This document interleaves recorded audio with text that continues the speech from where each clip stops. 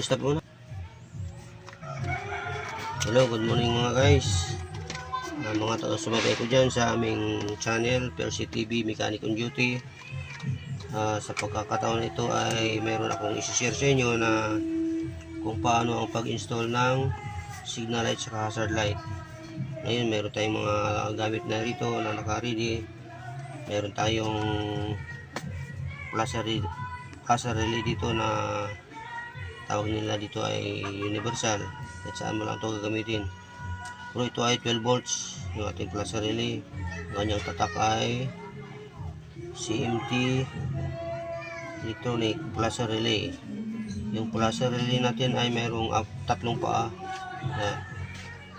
May tatlong paa yan. Yung ditong paa na ito ay mayroong nakalagay dyan na letter X. Dito naman sa kabila ay letter L. Kita ba? Kasi kulay itim din kasi nakasulat eh.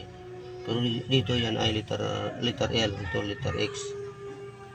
Ang letter X yan ay dito nakalinya ang positive. Dito naman sa letter L ay papunta sa ilaw, sa light. Yung isang paa niya, isang terminal niya ay nakalagay P. Ang ibig sabihin ng P niya ay Percy. Meron P talaga dito, Percy ito eh.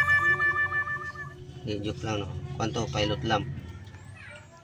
Para sa mga pilot lamp. Yan. Okay, sunod natin ang meron tayong toggle switch na tatlo ang paa. Yan o. Tatlo ang paa. Pang kwan ito, pang signal light. Left and right.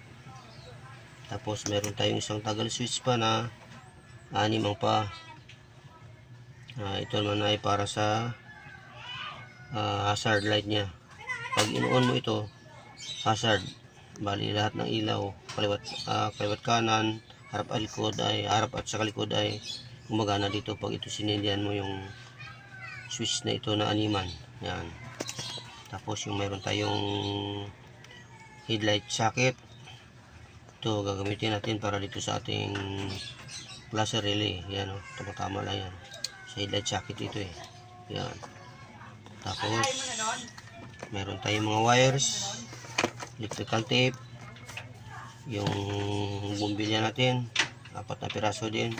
Tapos yung bulb socket natin 4 din na piraso. Itong gagamitin natin sa harap sa kalikod, kaliwat kanan 4. Yan.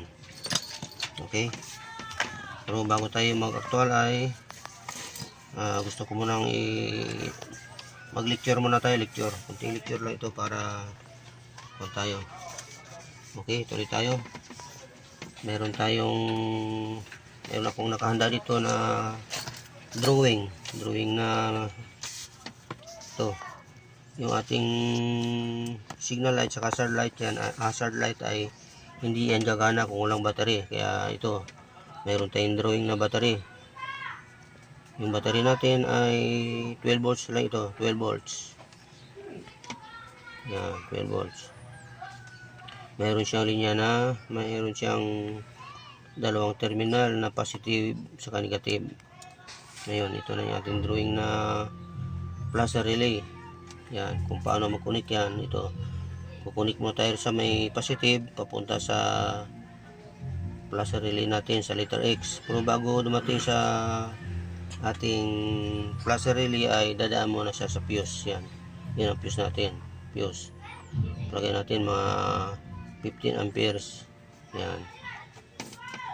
Tapos ito na yung ating letter L, papunta sa ilaw, papunta dito sa ating toggle switch na tatluhan ang paa. Ito yung magdadala ng ating signal light, kaliwat kanan. Yan. Pag in-on mo ang switch niya papunta sa L, ibig sabihin liliko ka sa kaliwa, ang kaliwa ang isisindi. Pag liliko ka sa kanan, ipaling mo lang ito papunta sa kanan, ay iilaw na mga yun sa kanan mo para makita ng mga kasalubong mo, kaya sa likod mo na ikaw ay liliko.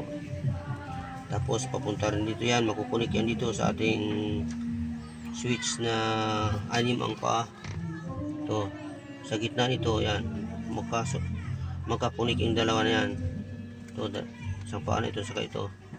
Isang connection lang sila, nakakunik yan, puro positive yan. Tapos ito naman papunta sa kaliwa, ito naman papunta sa kanan.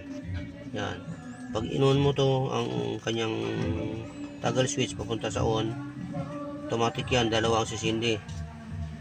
Yan, dalawa na yan, pati sa likod sisindi yan, sabay, hazard nga eh.